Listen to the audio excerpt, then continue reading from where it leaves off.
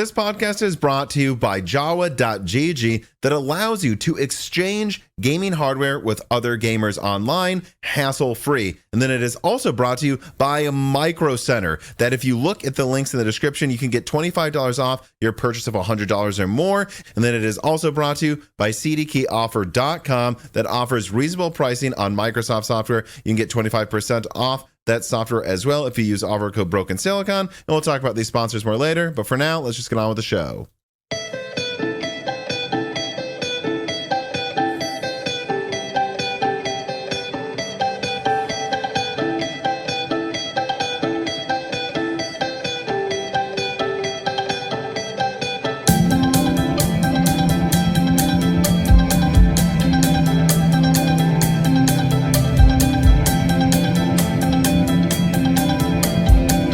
And welcome to Broken Silicon, a gaming hardware podcast. I am your host, Tom, and today I am joined by my co-host, Dan.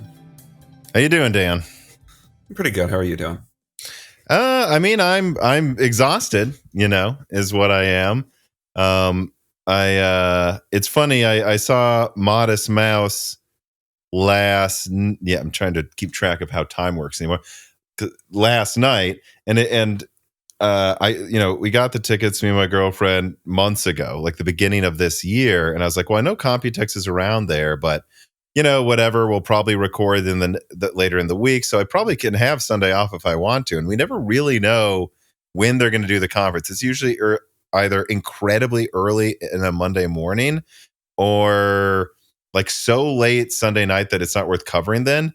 And then just last minute, Nvidia and AMD were going to have keynotes, and we knew at least AMD was going to have a ton of stuff showed off. So I almost considered canceling going to the show, but then it turned out Nvidia had an absolute nothing burger. So I'm glad we didn't sell our tickets. And the way we timed the Ubers and stuff, I really didn't miss the AMD show at all. So it went great. It was a lot of fun.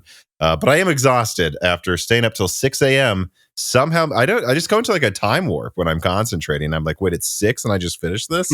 I've been working since 10 p.m.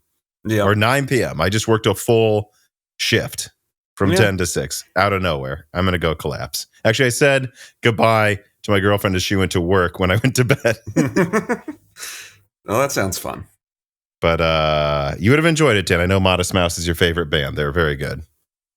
Yeah, would have been nice to see them. But I've already seen them live before, I suppose. And, maybe I'll see them live again someday. But there's this one song that I really am starting to like a ton that I heard there that I didn't remember hearing before is Tiny Cities Made of Ashes.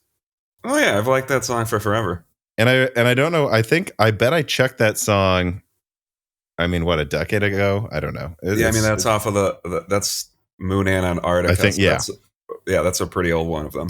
But and I think just the version they played at the venue was a little more rock-like and a little more less odd, if I may say so. Yeah, that's one of their odd songs, I would say.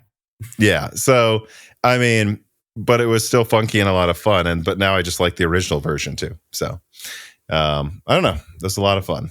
I think that's a more popular song from them. So the Modest Mouse fans in the audience are going to be mad at you that you didn't like it. I didn't dislike it. Tom I just hated Tiny Cities Made of Ashes. They have like 200 songs. And so when I go through their discography every now and then, I'll like checkbox, this is one I actually want. I bet that one I just barely didn't go for. And you know what? I apologize. I apologize to everybody for saying that about that song. Good. Okay. Well, let us, after that correction, move on to a real correction from Carbon Cry here. Correction for how my question was misunderstood, I think, in Broken Silicon 259, the one with the defense engineer.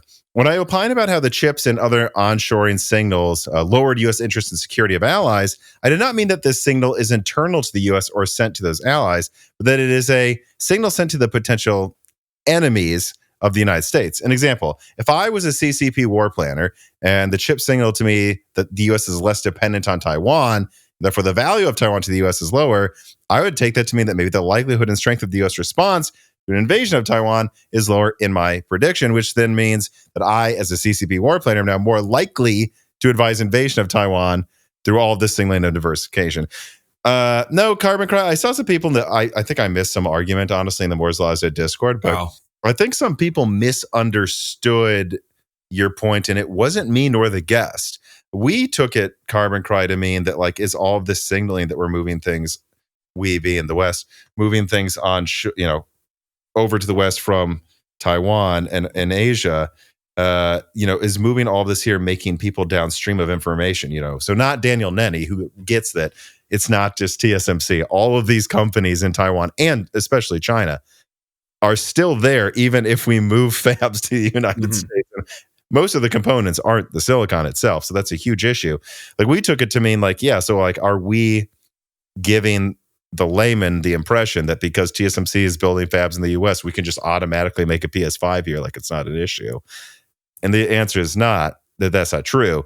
I would just say the way we took it is the other side of what you're saying, which is that it signals that we maybe don't need them as much, but also signals to the layman in America or the West that we also don't need this as much. And both of those are wrong. But I don't know. I think that we had understood your point, Carbon Cry. I think yours is the other side of that, the enemies of the West side, whereas we took it to mean, are people thinking we don't need them anymore in the West? Either way, it's just who is interpreting it. But I don't know. I thought I'd read that too here, Dan, because I think that is an interesting thought that I'd never brought up to you that Carbon Cry raised in the last Broken Silicon of like how often we're talking about the billions spent on bringing TSMC and expanding Intel, Samsung fabs in the United States, and no one's like, dude, can we even make any heat sinks for these CPUs here? I mean, yeah. I mean, moving important manufacturing from Taiwan definitely does send a signal that we're not, to anybody that's like watching international news, is sending a signal that TSMC and I would also say, and the West are not confident that Taiwan is going to, not be under CCP control forever. And I guess the converse to that is that China might see this as a signal to them that we're preparing for the backup at this point. And I don't even know if calling it a backup is correct because to my knowledge, like if I'm remembering correctly, the two fabs that they're adding in the United States will only make up like half of the manufacturing capacity of one of their 2 nanometer fabs in Taiwan. I don't remember how many of them they have in Taiwan, but I believe it's more than one. So it's not like they're splitting it down the middle. They're moving a small bit of their 2 nanometer production over to the US. Right. Or they're expanding their 2 nanometer production by adding fabs in the West would be a more accurate way to put it. Well, yeah, there's that, but then I can't get away from this feeling that I keep seeing people, again, several tiers removed from the expertise of like Daniel Nenny, saying things like, well, once these fabs are here, we'll be safe. And it's like, once these fabs are here, we have no ability to make any other component in the iPhone besides the chip itself. And that, if we convince the public that this doesn't matter anymore, and then Taiwan gets knocked off the board, and China China and the US close trade with each other, that's still going to stop actually both China and the US from building things. There's so much more interconnected between us all than TSMC. ASML is I believe in the Netherlands. They make all the, I mean, and I don't know. I do think that's a danger that people are like, oh, well, we did this 1 out of 100 things, so now we don't need each other. And it's like, no, this doesn't solve anything. Well, yeah, I mean, it definitely doesn't mean we don't need each other. Like, I couldn't tell you everything that is part of the manufacture of chips that's in Taiwan. I know that the silicon is the thing that's discussed most often. I'm sure other stuff is important in Taiwan. Well, just like, again, like if you had to make, just as an example, I guess, the PS5 in the United States, do we have the infrastructure to make that many heat sinks? No. Does Taiwan manufacture those? China. Well, I mean, Taiwan does make them, but China is where a lot of those are made. And it's like, we don't have the capacity for making chunks of metal in the next 2 years. That takes years to build any factory. Well, commandeer a car factory to make them, Tom. And I'm sure it'll just happen like that, everybody. Won't need any retooling. It'll work out fine. Well, let us continue this conversation of economics with story number one. High-end GPU sales have collapsed with mid-range, while mid-range sales continue to be fine. This was something that I put out, I think, like a week and a half ago, but I thought would be good to still include here, even though we have all of this Computex news to get to. This is more of a bread and butter story that I think does affect gamers, and we haven't covered recently a lot. So in a recent video, yours truly finally asked around and disclosed the recent scuttlebutt on GPU sales. This is something we used to do like every month, but now I realize we haven't done for a very long time. And it is as follows. High-end sales for graphics cards are falling apart. Numerous sources said that they aren't selling like any of some of the high-end models right now. Meanwhile, mid-range sales remain typical, with the 7800 XT still selling especially well, apparently, at least relative to other cards, and the 4070 Super selling okay. Meanwhile, low-end sales are okay-ish, although not quite as good as mid-range, except that the 7600 XT 16GB is radically picking up in sales, relatively speaking. And I reached out to a lot of people about this. Why would that be? And it seems like the reason is you just can't get the 6700 XT anymore. And as RDNA 2 stock dries up, people looking for a budget $300 to $350 card are getting this 16GB model. And it's actually in a lot of locations now selling. I say locations, I should say regions, selling as well as the 4060, which surprises me. I guess that's both a testament to the 4060 not being as popular as it would have been in a previous generation, but also the fact that AMD selling any card is remotely close to an Nvidia 60 says a lot.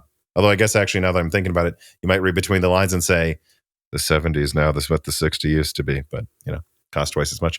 Anyways, so there you go. If you want the best, it might be the time to start waiting for next gen, unless you see insane deals, which you might. I've seen like open box 7900 XTs, I think, for like $650. I mean, certainly I could see someone justifying that right now. But otherwise, deals like the mid-range are the steal. And I don't think they're likely to get any better anytime soon. Right now, you can get an RX 6800 16GB around $350. And I just don't see an RDNA 4 equivalent being crazy better than that comes out anytime soon. And the 7800 XT is selling for $450 as well. So now's the time to buy the mid-range.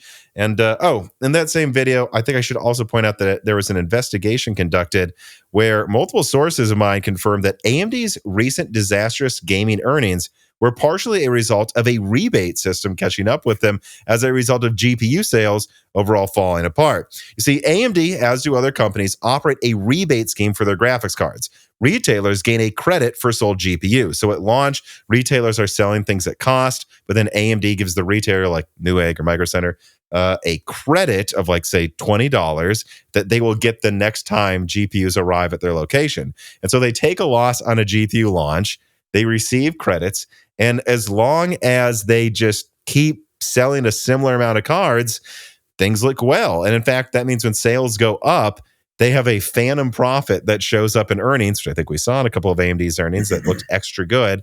And then when they go down, though, it looks twice as bad. And the reason you don't usually see this in NVIDIA is I was just told they're just better with numbers. But I think that was also an interesting thing to bring up because AMD's gaming revenue looked incredibly bad. I don't think Xbox and PlayStation sales going down is enough to explain it. And I guess it's this rebate system they do. But what do you think about that? This rebate system that to me sounds an awful lot like cooking the books, but whatever. Yeah, there's a couple quotes I was told I cannot say. I'm not an accountant. This isn't financial advice, but it sounds a lot like cooking the books to me. Anyways, though, as far as sales go, I don't know. That all makes sense to me. Nvidia was trying to get a new group of buyers to buy into the high end with the super thing, and it was met with lukewarm reception. Yeah, except the 4070 Super is doing okay. Yeah, okay. But and I think everything over like 600, everything higher than the 4070 for this entire generation, I feel like had a lot of consternation for its pricing. So yeah, not a surprise that all of that stuff is starting to fall apart to an extent. And I feel like the reception for the 7800 XT has generally been pretty positive, so it makes sense why that's doing well. And yeah, I still think, man, look for old RDNA 2 stock that they're trying to sell through still, because that's where the deals are, or maybe you're about to say were, because I don't know. Yeah, if the it seems like 6800 RDNA is 3 is now, starting to get into that range. because the 6800 I think is starting to get hard to find new, but it is. But I can still find them for $350, and I've seen some people say, "Well, what about these 6750 XT?" I see one here for $325. So that's 12 like gigs still, right? Yeah, so it's like 15% faster than the 7600 for $5 more with less RAM. It's like it's not really a better deal than the 7600. It's the same. I just pick your poison on which thing you want.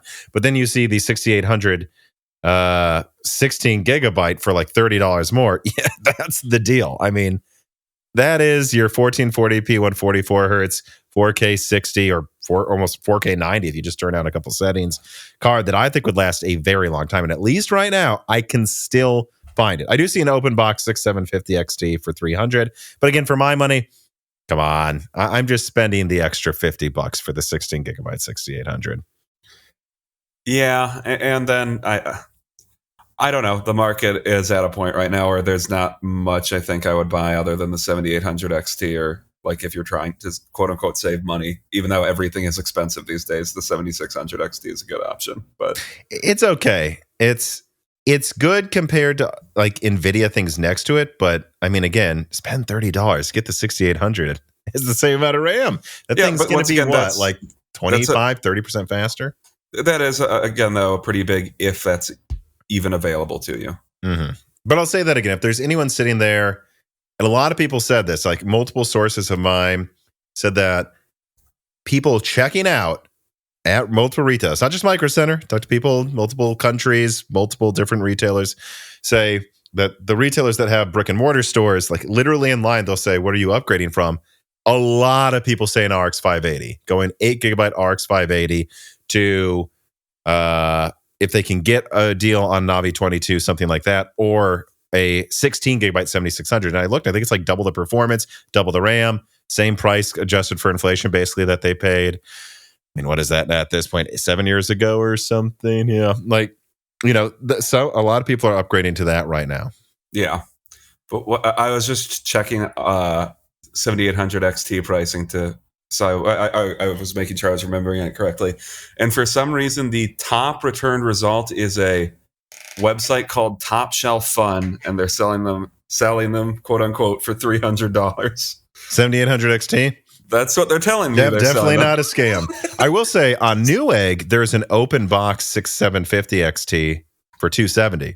All right, that's a good deal. Yeah, that's not bad. So yeah, I mean, this is the type of stuff I'm talking about, though. Like, you agree, right? Do not wait for RDNA 4 if this is your price range, because they're going to roll out the top, then the bottom. I mean, it's not going to be better than this. I have no expectation that anything's going to be better. I mean, maybe the ray tracing will be better, and I think it could be a lot better, but it's going to be like $500 or more.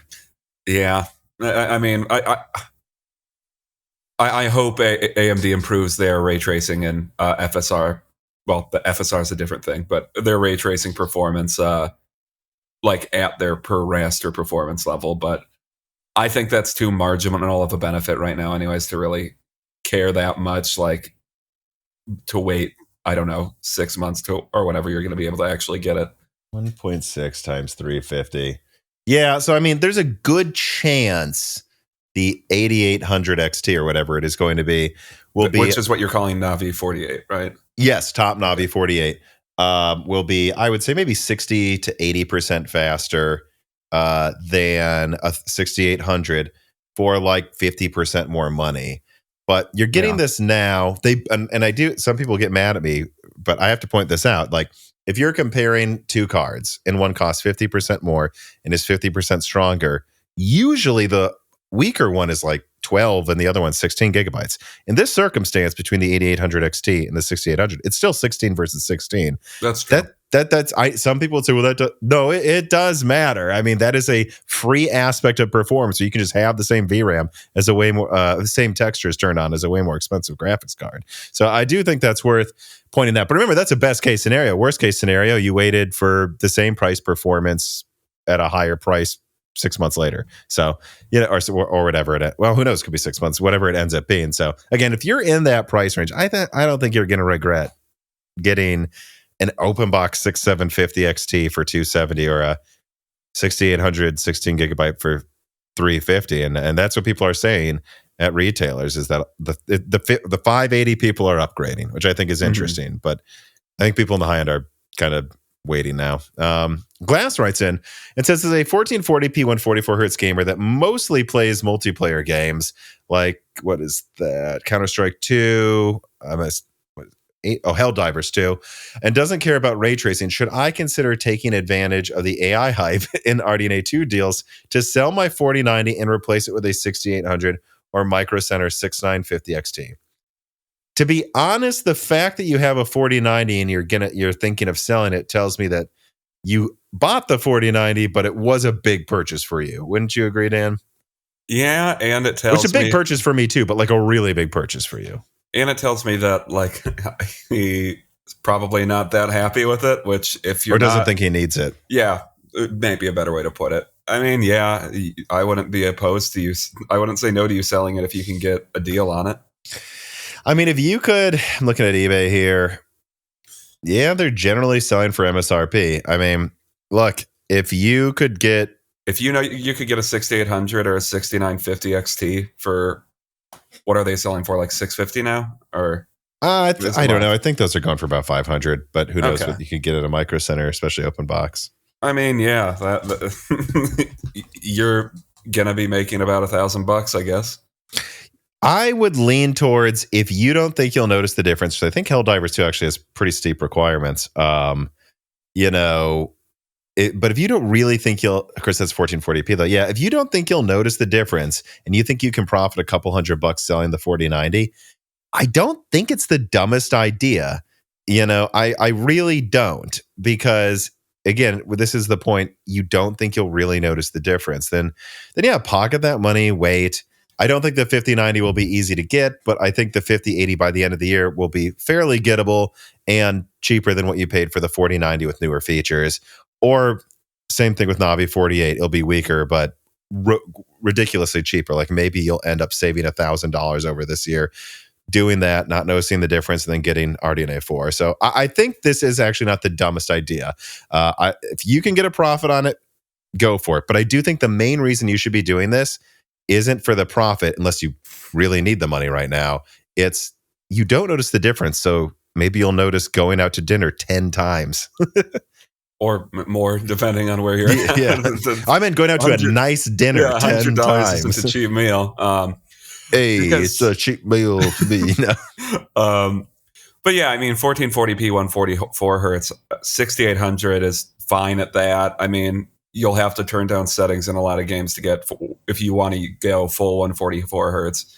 69 and 50, I think would be pretty good at 144 hertz, 1440p without issues. Absolutely destroy it. Yeah, the fact that that's what you're gaming on and you have a 4090 is a bit, I think it's a bit overkill to begin with. But yeah, I mean, I still continue like the different graphics cards I test in 1440p. Again, I keep bringing up that 6600M, my girlfriend's Minis Forum PC.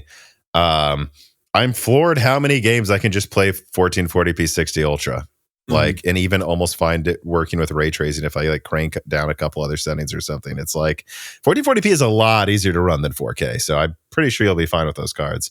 Techno writes in, he says, a silly question maybe, but what is the likelihood of AMD beating GB203 with Navi 48? 0. I mean, what if in the last minute N48 becomes 80% stronger somehow? Secret sauce. AMD's secret driver, sauce driver, like Vega.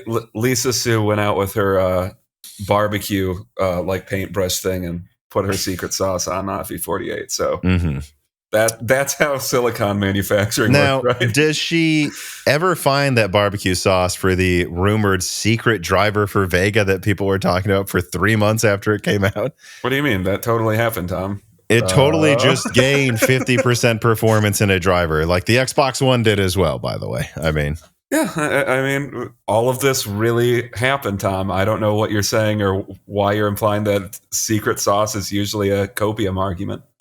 But joking aside, Navi 48 right now, I'm tentatively expecting it around the 7900 XT, and if it overperforms, you could see trading blows with the XTX, especially with ray tracing.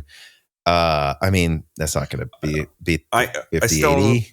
I'm still really hoping they manage to get it at the XTX, because that's going to be a tough sell, say, when they unveil it and it's weaker than their previous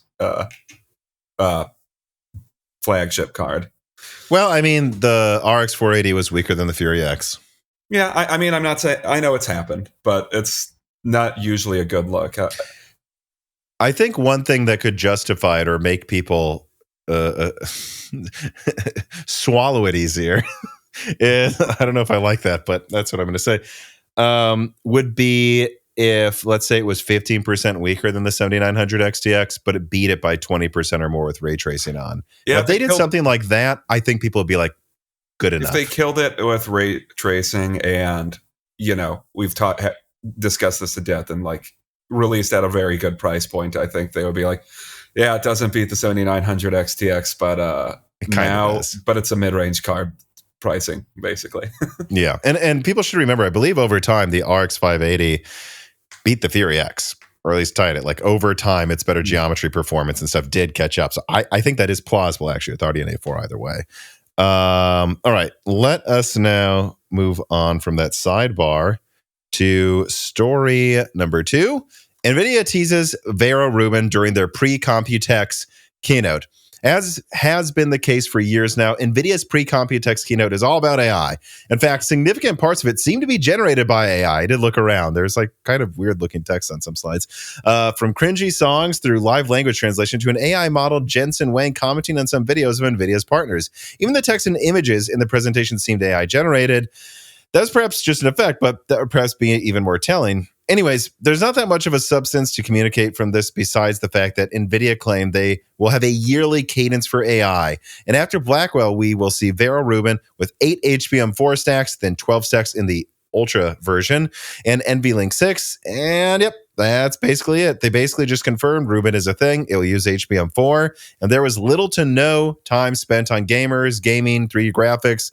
The closest Jensen Huang even got was explaining how RTX-powered computers are the true AI PCs. He didn't even mention G-Assist, an AI chatbot designed to help you play a game. Even that was seemingly not AI enough for NVIDIA's keynote. And I know you watched through a lot of the keynote, Dan. I mean, what were your thoughts? I don't know. It just felt vaguely insidious to me the entire time. But go on. Just their big thing that they're pressing now clearly is they want to sell their, what Jensen Huang is now referring to as AI factories. They want to sell their AI assistants to you. So what if instead of consulting with a doctor, instead your clinic paid NVIDIA to make a virtual doctor that talked to you? And what if instead of doing this, you just paid NVIDIA to do this for you, have an AI do it for you? Or instead of having factory quality assurance people, instead we have a quality assurance bot trained in a bot environment, also ran by a bot, and then put bot into and have it run in Amazon factory. I'm sure no one will get killed because of AI hallucinations at some point. I don't know. It just sounds to me like this is the, like 30 years from now, looking down the road, it's like, hey, why does NVIDIA sell virtual assistants for everything? Like, because that's what it feels like their goal is to me. But all of this was potential. We plan to, we hope to, right? Well, they say they're having they're doing having their bot AIs. A bunch of companies are buying their service to do their virtual AI training for like warehouses and whatnot. I can believe the warehouse stuff to a certain degree, but the doctor thing, I'm like, this just seems like lawsuit city. I think people are forgetting how much of like doctoring, there's a few doctors in our family. One of my best friends is a doctor, is bedside manner, like reading your patient's face. Are they telling the truth? They say they feel fine. Why is their face that color? If they say they feel fine, I don't think they're fine. I'm going to order this test, whether they like it or not. And, going like, cause I probably do way too much self-diagnosis on myself. Maybe we all do. But half of the time when I go to a doctor, I'm like, I read it could be this, and I tried this and that worked, and this and that didn't work. And every time they're like, well, yeah, that one thing worked because that's correct, but this other thing, you didn't know this could never interact with that in that scenario because of this in your history. And it's like, that's the type of stuff. Like, are we sure the AI will know that about the person without sitting next to them and talking to them? I mean, you can say that they could train all of those into AI models like with patient data, but I don't know. I also just think to an extent what they're trying to tell you something is really cool, and what the really cool thing that they're showing off to you, but not explicitly telling you what they're doing is automating away every job.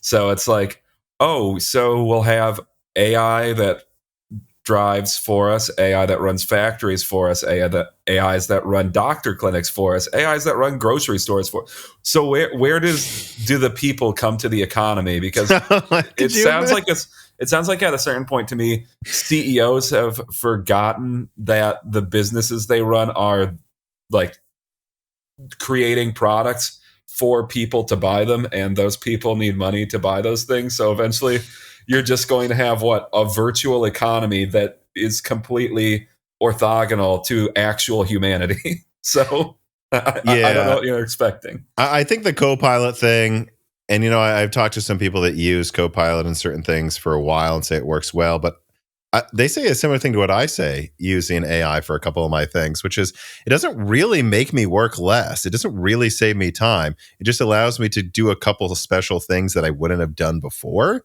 So it's not really a productivity improver in the way a lot of people seem to think it is. Like, it doesn't really make me get twice as much work done. Just some of it is extra or a little higher quality because, again, it's like a co-pilot. I'm the pilot. Mm-hmm. This idea of it replacing everything, no one says in practice they're really getting it to work. And I can't help but think of this hilarious dystopian future that could happen, which, I mean, would be terrible, but hey, maybe after it was over, you'd look back at it and laugh. Just like a world where every grocery store, every restaurant, every hospital, like they're all robots and nothing is done correctly. Well, like nothing is. And that what they have is no doctors, but as many people on staff as they would have had doctors seeing if the robot fucked up again and diagnosing the robot. Yeah, I know, because to me it seems like the people that are currently pushing all the AI innovation saw the movie WALL-E and are like, that's what that's we want. What we want. That's what we want. We want Earth to be a trash planet, and all of the humans don't actually ever do anything anymore, and they are all stupid and uneducated. That sounds good to me.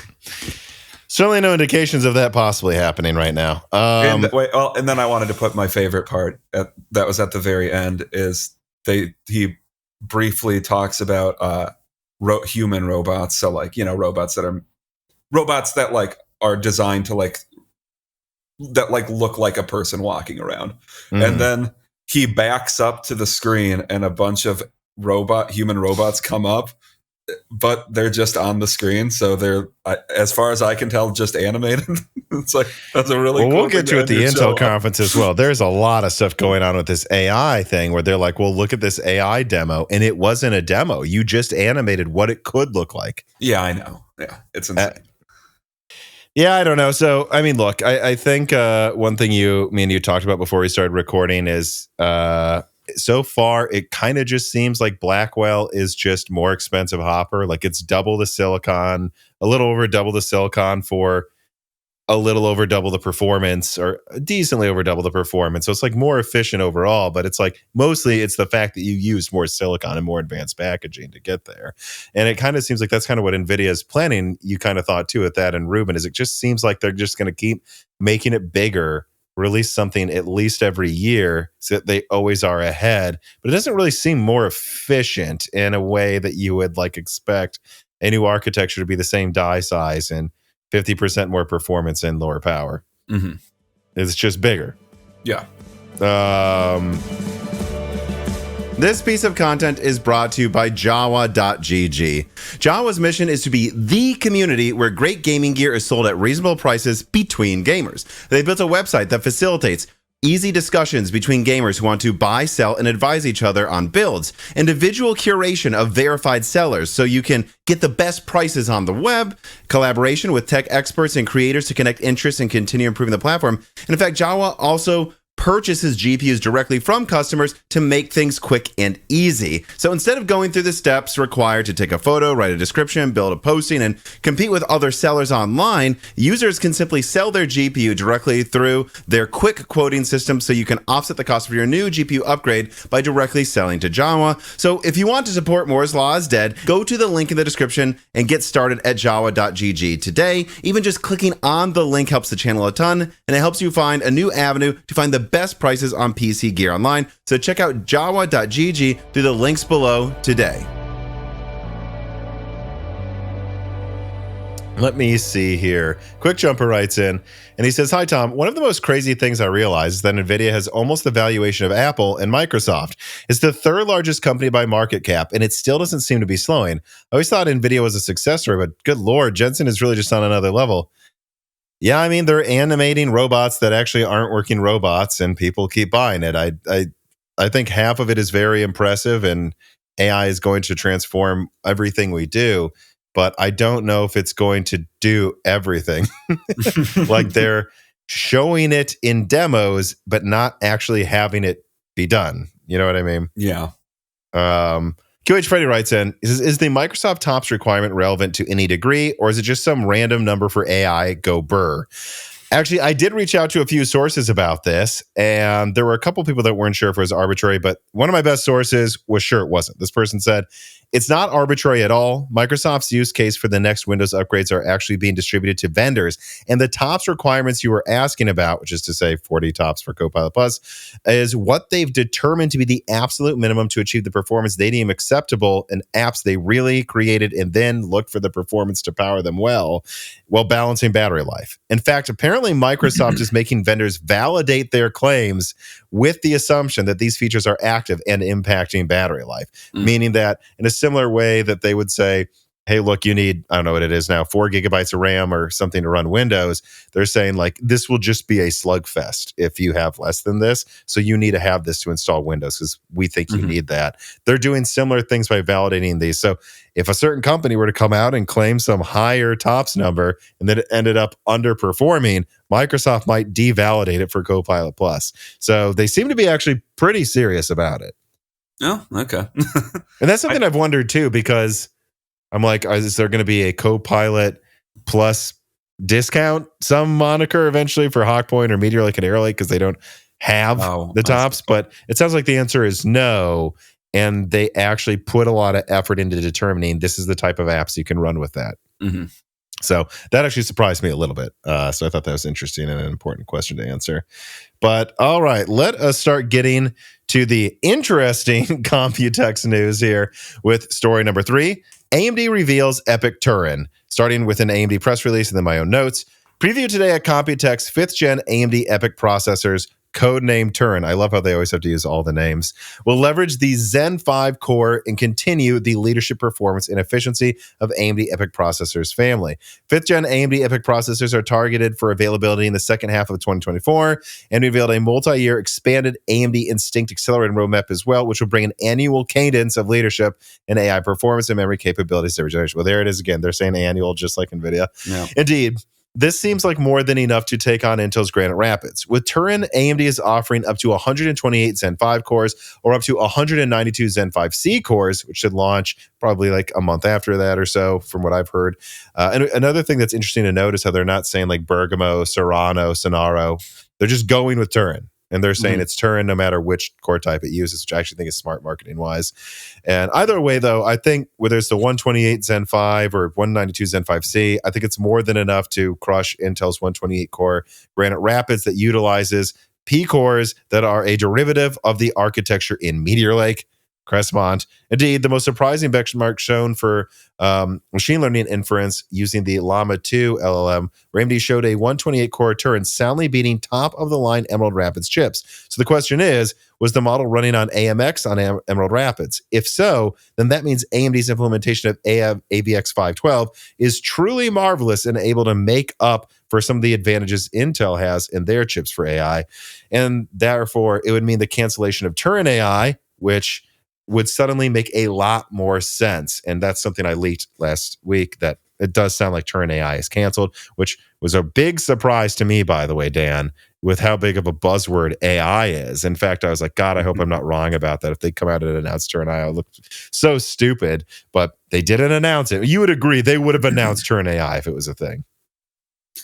Oh, I mean, given how much of the buzzword AI was at this Computex, probably. What was AI? What was Turin AI supposed to be again? So for those who don't remember, and I'm sure Gerard will put these pop-ups on screen, Turin AI was a alternative way of configuring Turin, where I think, Turin, the 128 core, I think goes up to like 16 times 8 chiplets. Isn't it right? 16. Don't want to be stupid.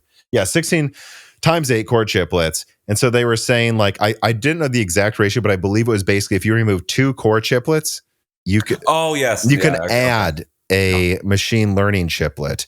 And so if you wanted to, you could remove 4, have 2 of them, or 8, add 4 of them, and still have other core chiplets. So, and they said you could go up to 6 AI compute chiplets. I forgot how many tops it went up to. It didn't seem like the most. I think if I remember correctly, it's like 1,500. It was. I mean, I could also just see that being a thing that they developed that, I don't know, maybe clients just didn't have much interest in, because there's already a ton of different solutions, AI accelerators, and like AMD's even is touting their AI performance with that and what you're going to mention later, their MI300 series anyways. So it kind of seems like a redundant product. Yeah. Which again, and if AVX 512 can do half of the stuff, what is the point? Mm-hmm. But anyways, additionally, AMD also, as Dan unveiled their own yearly cadence for AI GPU accelerators. But if AMD keeps up their promises, therefore they would be on track to catch up or perhaps outpace NVIDIA's cadence. They will have their own refresh, the MI325X, with just the newest HBM. But then in 2025, they hope to launch the MI350X, which will be based on CDNA 4, with MI400X planned for 2026. And one thing really worth noting here is, I noticed this during the show too, I was watching, it seems to me like what I used to be told was MI350X is now MI325X. And now what I heard MI400X is for the most part being turned into MI350X. So they're definitely pulling this up as far as I can tell, or at least most of the components of that, and then they're just renaming it. So I thought that was interesting. But anyways, Dan, what do you think about MI300 and Turin? Yeah, I don't know. The MI325, 350 stuff is kind of just odd to me why they would change the names, because it doesn't sound like the release cadence that far off from what they were going to have initially. It sounds like they're just trying to stretch out the 300 naming more than they did and more than they initially planned to, which I don't know why or like what the significance of that is. I think 400 is the full new everything, right? Because I think MI325X, right, is the newest HBM.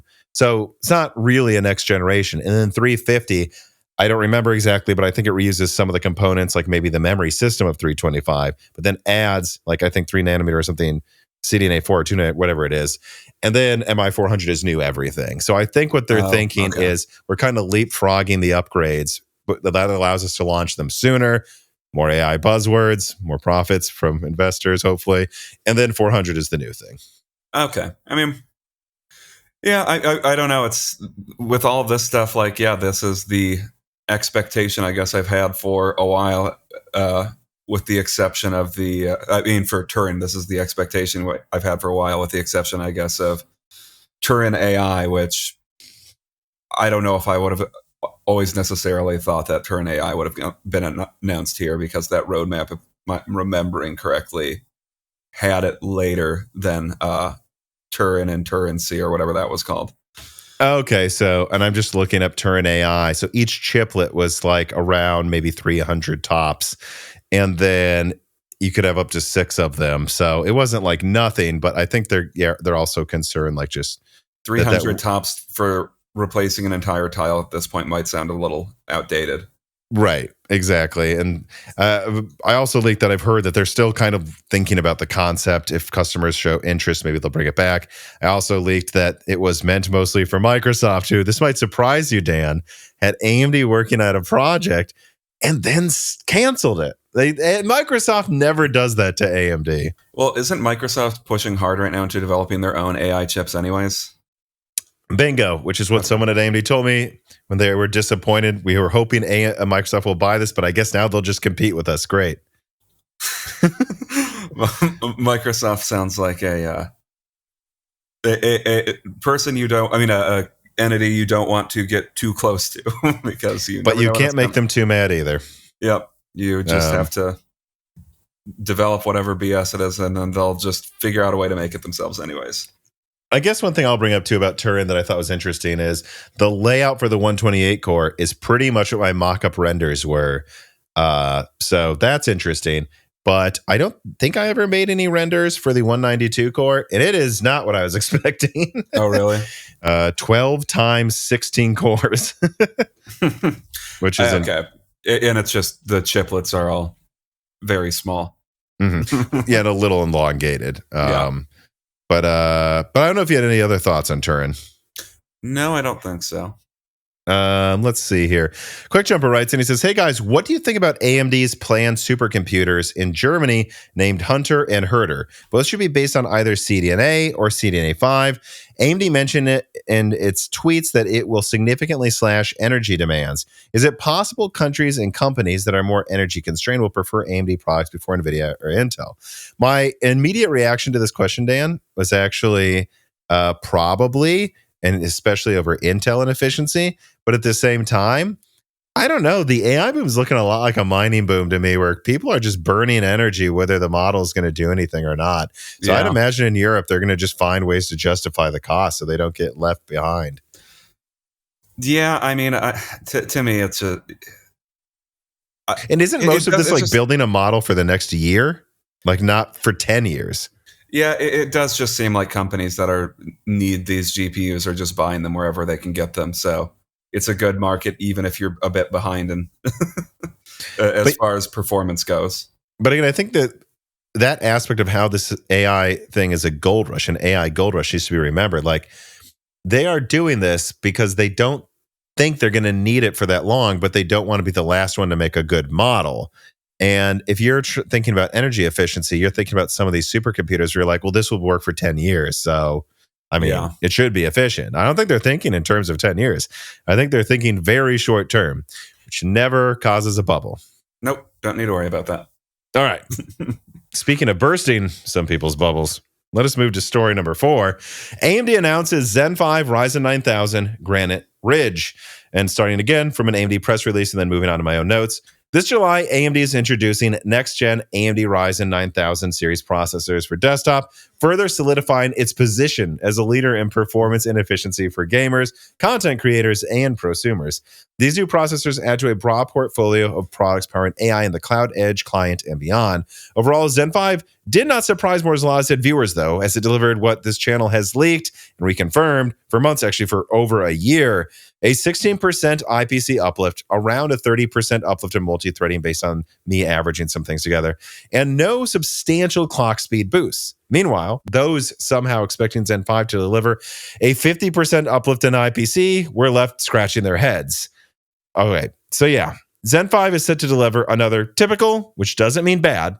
Typical for AMD isn't 5%, but a typical, 15 to 30% uplift. But one could argue that this doesn't look quite as big as Zen 4 or Zen 3. Would you agree with that, Dan? It looks very... On desktop, maybe bigger in everywhere else, but in desktop. Yeah, on desktop, this looks like a boring iteration on their previous architecture, which, once again, that doesn't mean it will be that doesn't mean it will add up to be a bad series. It's just going to be a relatively boring series. And if it's priced accordingly... Great. Great, exactly. Zen Plus was very popular because it was priced aggressively.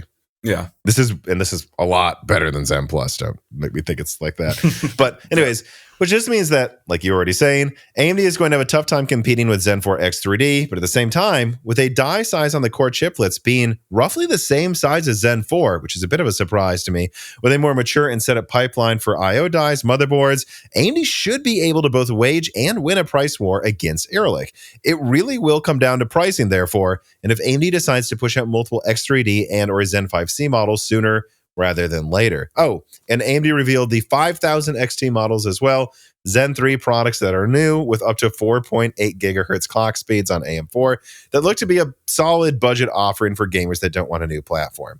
So, what did you think of Zen 5, Dan?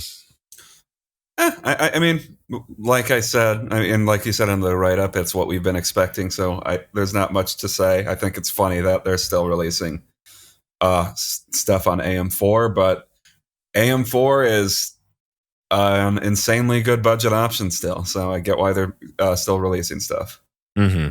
And it's funny, I saw a comment in the YouTube comment section that said, wait a second, they have a slide comparing the 5900 XT, right? 5900 XT, now it sounds like a graphics card, to the i7-13700K and beating it by a couple percentage points in multiple games. And the person said, wait, is this true? Is AMD cherry picking? I would say there's probably a little bit of cherry picking here, but you have to remember that at 4.8 gigahertz, this would be clocked about 7% faster, which is a notable amount faster than Zen 3. And I said to myself, I bet they use DDR4. And then I looked at the end notes. Yep, DDR4 3200. And this is something you remember we used to have to talk about a ton 2 years ago, Dan, that people just didn't get when they would say in the same breath, oh, well, it supports DDR5 and really fast speeds, unlike AMD. But then they would go, but you can also use DDR4. And it's like, well, yeah, but if you use DDR4, it's weaker. It's going to be slower. Yeah. And the i9-13900K, now 14900K, I think so many people think that the i7 is the same, and the i5 has the same gaming performance as the i9. It doesn't. It's like a lot lower clock speeds. So think about that. You get maybe a 5-10% haircut in performance from lower clocks. Okay. Then now get like a 5-10% performance haircut because of slower RAM. All right, so we're now like 10-20% slower. That's Zen 3 performance, people. And now AMD's clocking their 7% faster. So yeah, any DDR4 Raptor Lake system, it's not really better than an overclocked Zen 3. No, I mean, I don't think this. I don't know if at this point I'd really recommend going for an AM4 new, but yeah, like if you not unless that dropped like $250 for the 12 core or something. But if like you're on if you're on one of the older CPUs on AM4 and you don't want to spend the like $800 required to get in like at like high end AMD AM5 performance, like yeah, this is still a good option for you. But so I don't know how much I need to dwell on the IPC because again, it was actually funny. The AMD press conference started in the middle of a minute into the concert. And I was just like looking at it, I'm like, I gotta check what it says. And it said 16%. And I'm like, well, now I can relax for sure. I mean, I was expecting kind of actually 17 or 18, but I also thought there's a decent chance it could be 15, 14%. And so this was pretty much right in the middle of the expectations that I've had over the past 2 weeks where it started 14 to 26 and kind of, I think obviously in the past 6 months was turning into like 15 to like 19. And it's pretty much exactly where I expected it would. I mean, did you expect it to be even 2% better or worse? I mean, I feel like at that point you're splitting hairs. 16 versus 18% sounds the same to me. So I guess the only other thing I can think of to talk about with this is I think July 31st, slightly sooner than I expected. Would you agree? Yeah, I was expecting, I think, more August, September. But yeah, a bit early. But then again, I think I said that in the video I put out too. It's like, yeah, but it was the end of July. So that's actually almost in the middle of. Yeah, so it's like, nah, that is kind of exactly what I expected. See, I'm really not a surprise there. But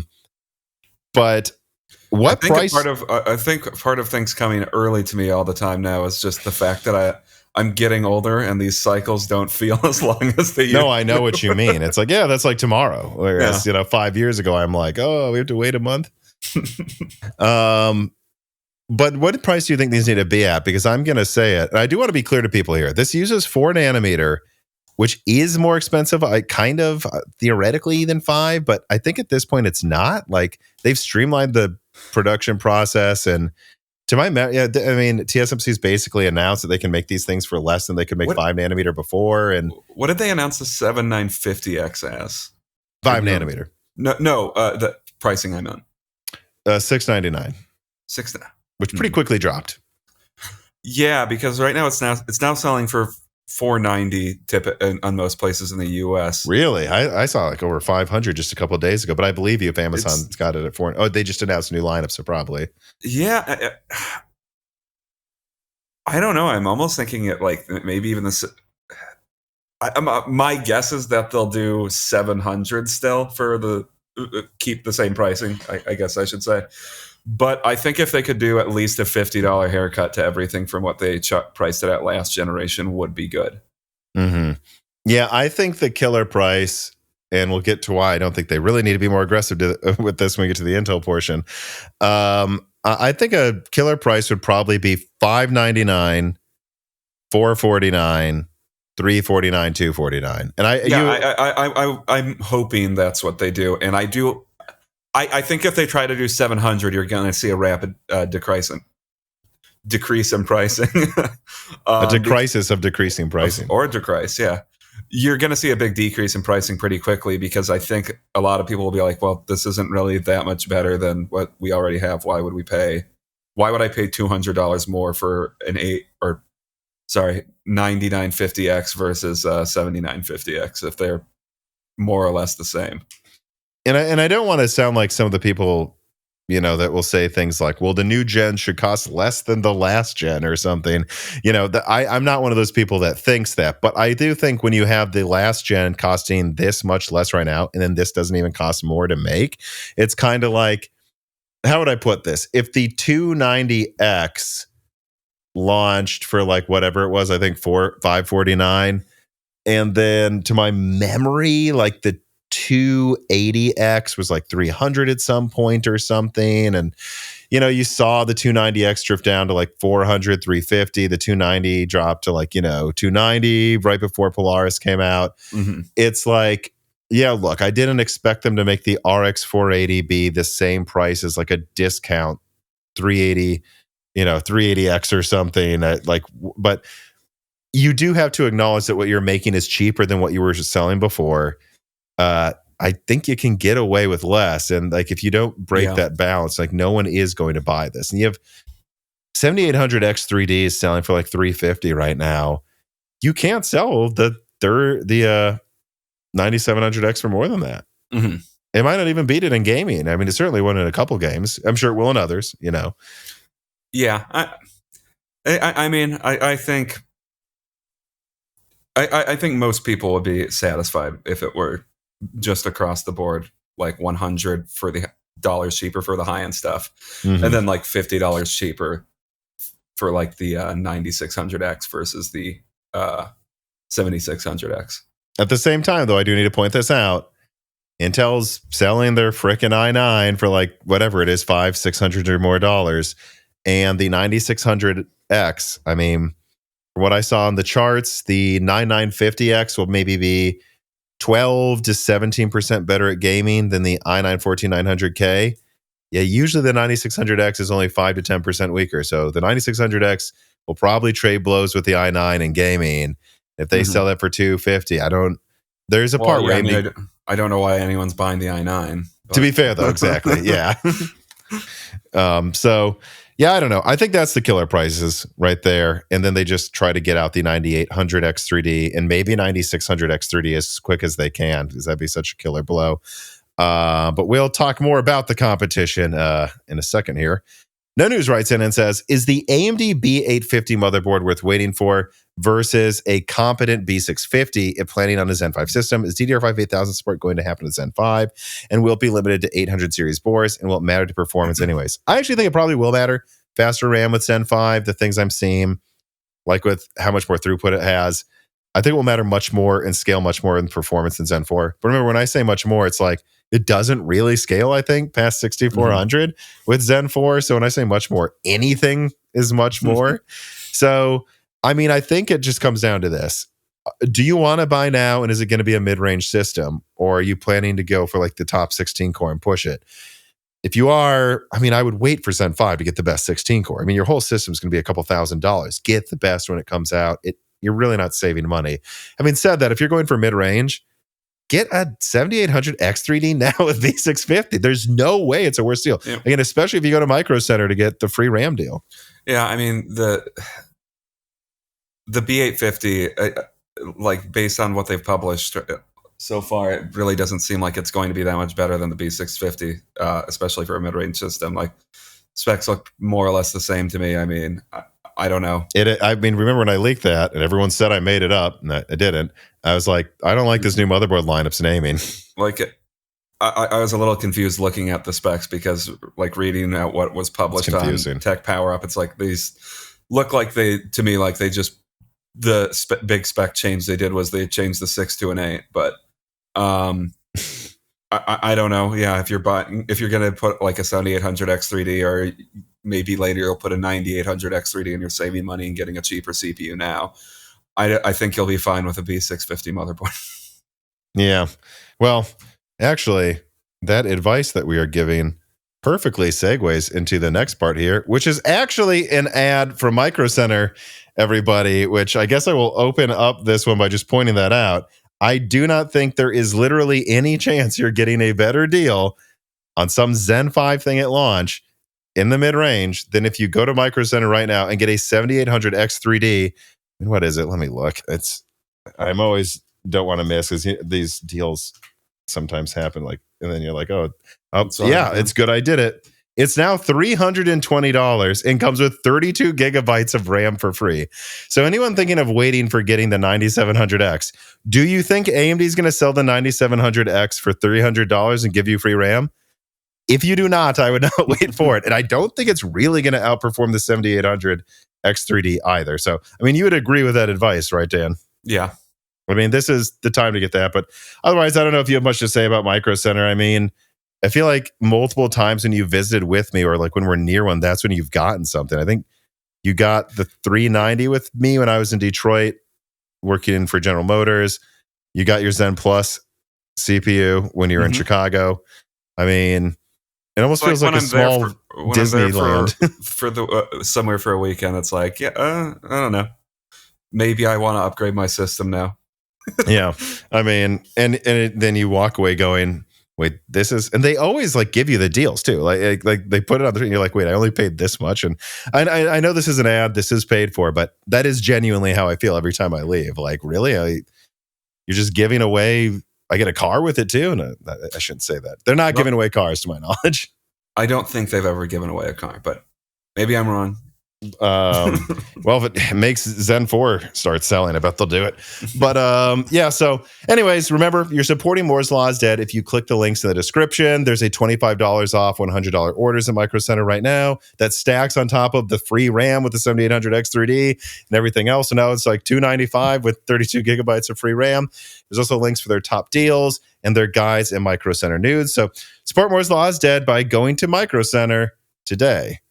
Yeah. And how did we feel about that joint ad read? There's no way you're ever not going to do it, though. Trying to be a little goofy, right? Yeah. No, you're incapable of it, I think, but I think that's a good thing.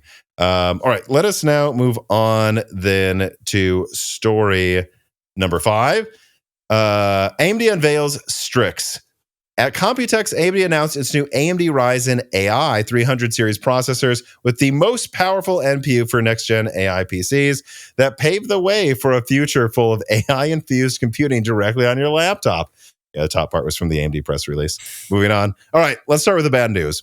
The worst has come to pass. AMD has chosen AI 300 for the naming of the Strix series. So much for AMD's clear, informed, and packed naming scheme that told you which architecture and core count and everything. From the start, it was clear it would only work as long as AMD would stick with it. And as they often do, it barely lasted 2 generations.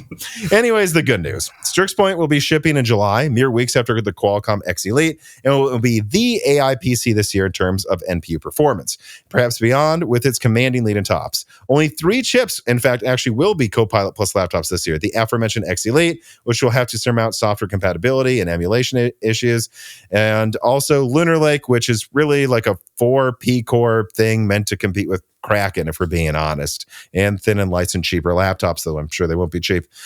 It also has 12 cores, Strix does. That's 4 Zen 5 cores and 8 Zen 5C cores. It has up to 16 compute units of RDNA 3.5, which seems to be clocked about the same or like 100 megahertz faster than RDNA 3 and Hawkpoint so far. We'll see how that actually plays out, though, because they say Hawkpoint is the same clock speeds as Phoenix, and I did not see that in some TDPs of my testing. But anyways, and so far, only the 370 and 365 have been announced. Just two models for this have been announced. With the latter being interesting in that it is a 10-core APU with 2 of the C cores disabled. And so that's why I think they plan to just do 2 of them AI 9s, because they are both just better than everything below them, I guess. And so there you go. Benchmarks shared by AMD show a lead over the Qualcomm X Elite and a commanding lead over Meteor Lake, but it remains to be proven in independent reviews the dark art of battery life testing. Can Strix Point prove x86 to be as efficient as ARM? Well, the 38% per watt improvement in Cinebench R23 at a 45 watt TDP is a positive sign. Although, in this writer's opinion, it is performance at the 45 watt and above area that is probably most to make Strix dominate its competition more so than battery life. Although I think battery life will be like 20-30% better maybe, but it just seems like that's where it's going to be a crushing victory is performance. Yeah, I mean, it does seem like Strix and later Strix Halo will probably be the dominant CPUs on the on the laptop market versus everything else. But we'll see if that Snapdragon X Elite is you said it right, Dan. You're like, was I saying it right? We'll see if it's magical. Yeah.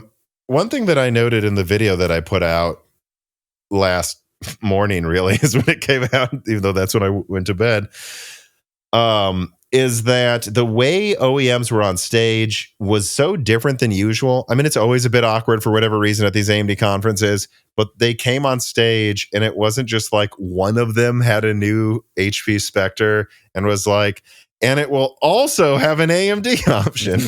It was like, oh, this is launching with AMD and we want to tell you like right now. And I think this is the most telling thing too. They usually say things like, with Hawkpoint, or really with Phoenix integrated graphics, or I think actually they did this more with Rembrandt. With Rembrandt integrated graphics, we don't need dedicated, and this will differentiate it from the competition. It's all about like how AMD's integrated graphics or 8 cores, maybe with Renoir, differentiated it from Intel. And now they didn't even mention Intel. They were talking about their AI software, and Lenovo's like, no, our AI assistant is better than HP's. Like they're like climbing over, like first HP came on and the Lenovo guy's like, well, just so you know, ours is way better. And I think that's telling because you see what I'm getting at, like the difference between saying we have this hardware feature and we know you're just going to use AMD, so we need to make sure our software is better because that's the only way to differentiate ourselves anymore. Oh, yeah, I see what you're saying, because there's the Elite X that isn't really proven yet to be a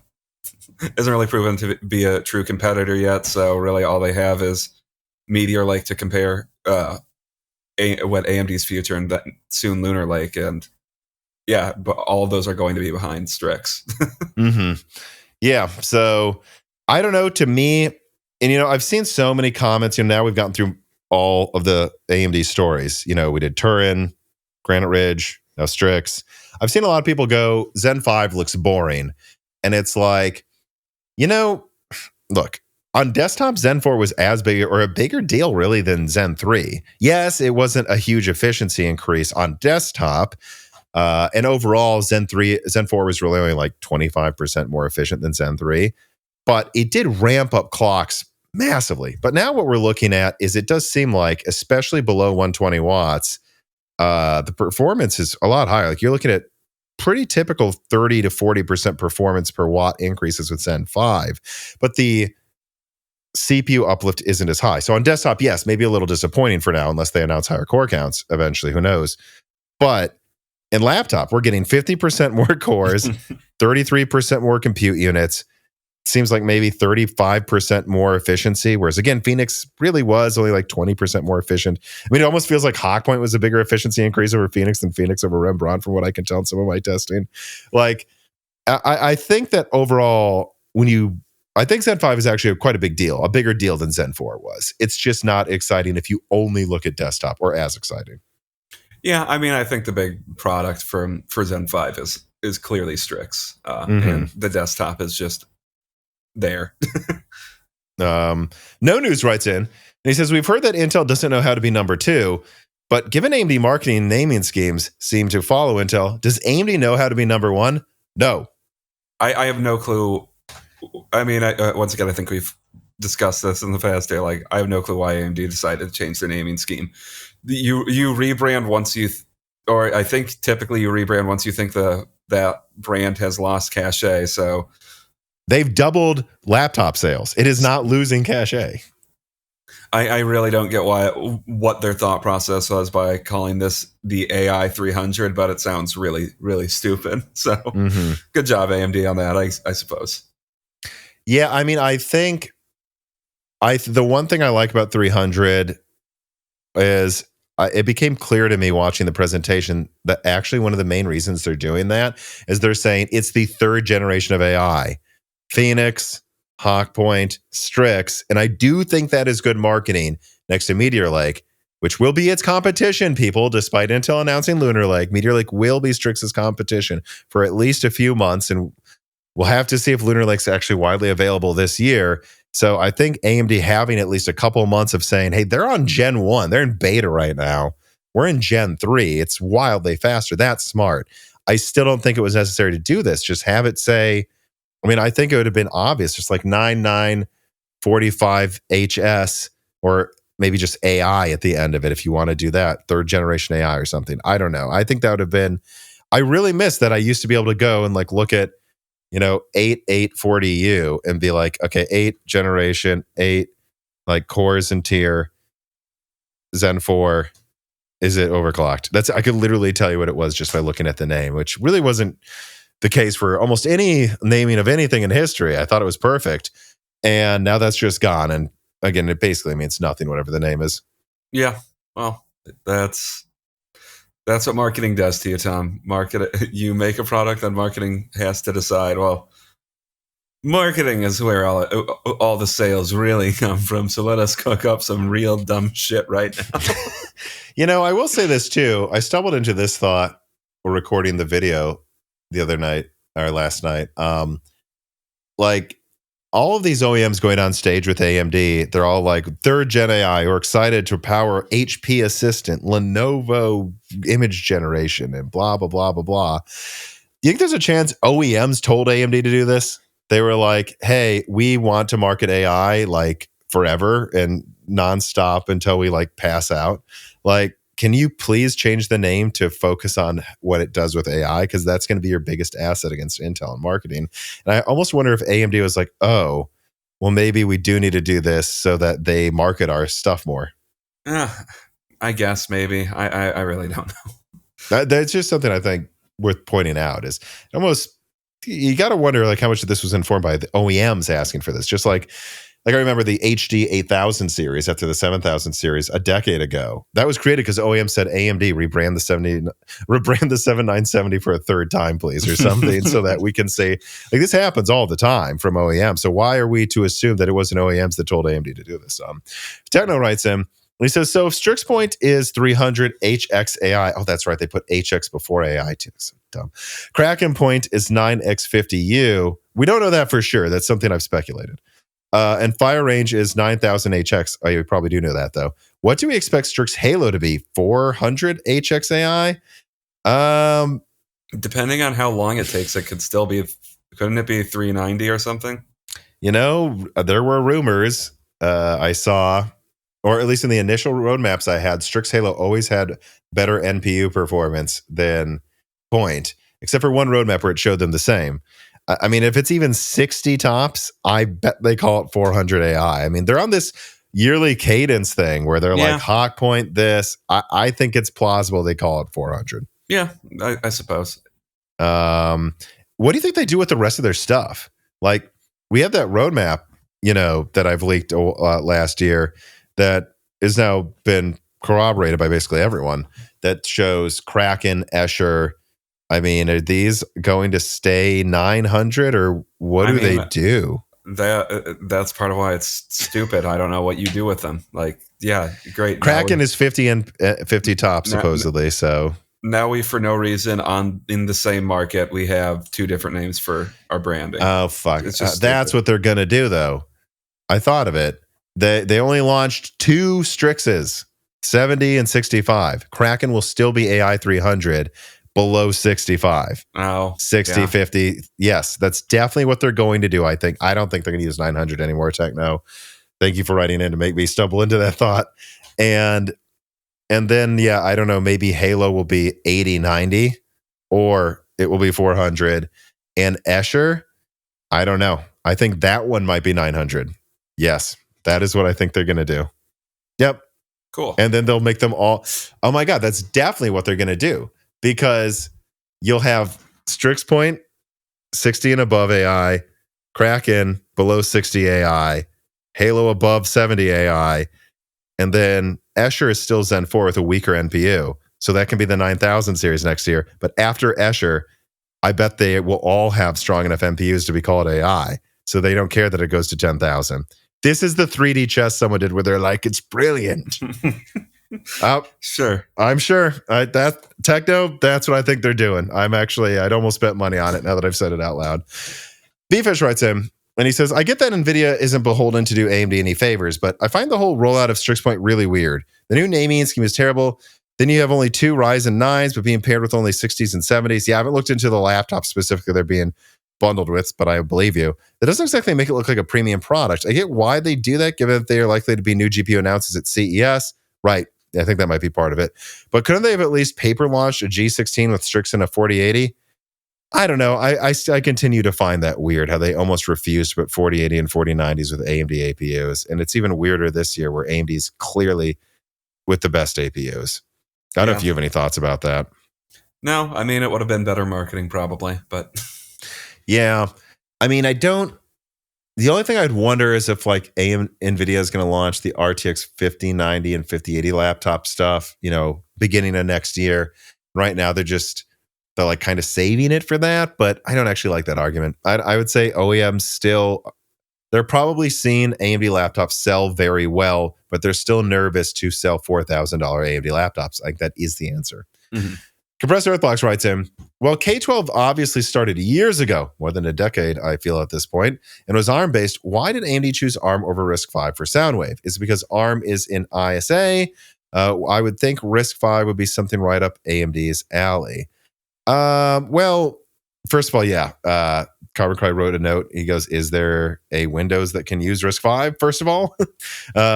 No, so I to my knowledge, so I don't think they would do it for that reason. But I also think you got to understand that I think ARM is being used by them in Soundwave for very legitimate reasons that aren't just not x86. I think everyone keeps being obsessed with the idea that ARM is inherently better than x86. Let's see with the X Elite. I don't think we're going to find it's inherently better. It might be better at some things, but worse at others.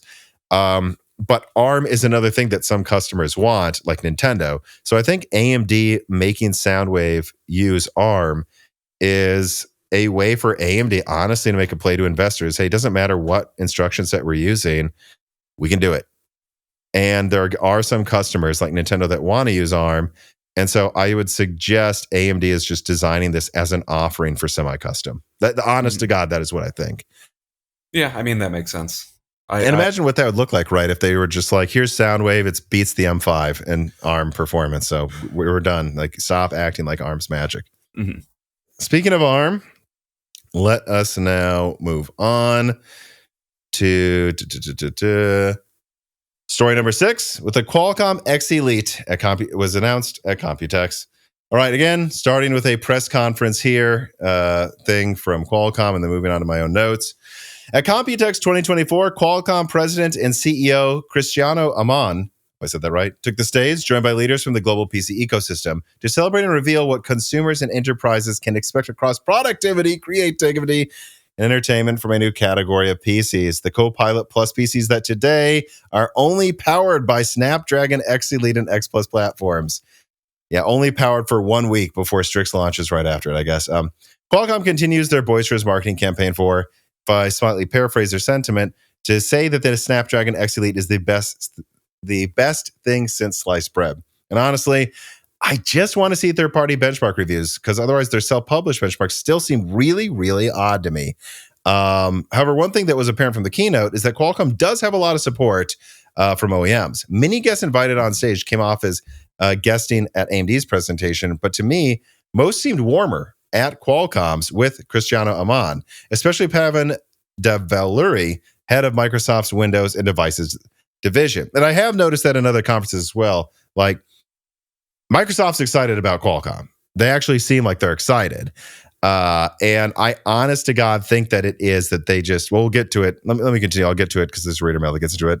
Anyways, there are still plenty of open questions, though, like how will the X Elite truly perform with x86 applications? Also, we saw very few such workloads. How will it game? Again, tests have been given are usually mobile benchmarks or benchmarks built to work well on mobile phones in addition to desktop, not DX12. And we've seen how hard DX12 can be to develop for the first time from Intel. So although the NPU does look good in the X Elite and has advantages of commonality with smartphones, strangely enough, the first decent benchmarks of X Elite came from Ryan Shrout, actually, though. So there will be a link in the description. Ryan Shrout, a lot of people know who that guy is. You know, I won't get, I guess I'll leave this red for Qualcomm still in the background here. At least this third-party-ish, who knows how paid for, review said that it offered 10% better battery life than Meteor Lake, about the same CPU performance and ARM native apps, and 30% lower GPU and 3D Mark compared to Meteor Lake. Yeah, I don't know. That doesn't sound that impressive to me. Like, I saw something, I think it was like Speedometer 2.1 was a benchmark they showed. I'm like, what are you even benchmarking? I don't know.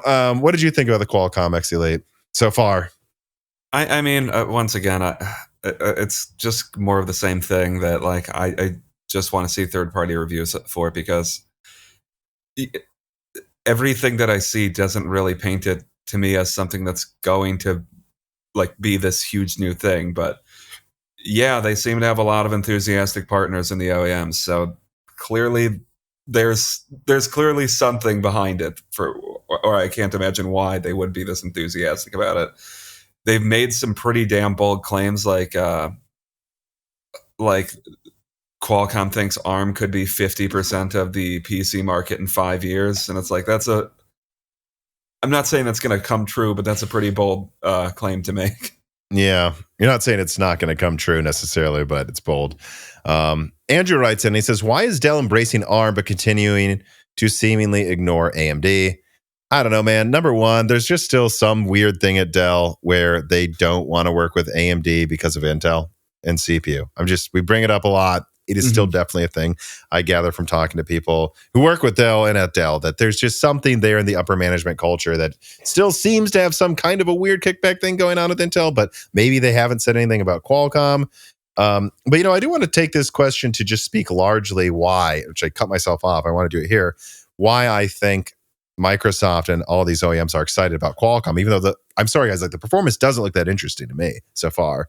And I think it's just because they want to have another competitor that's good that competes with AMD in case Intel falls apart.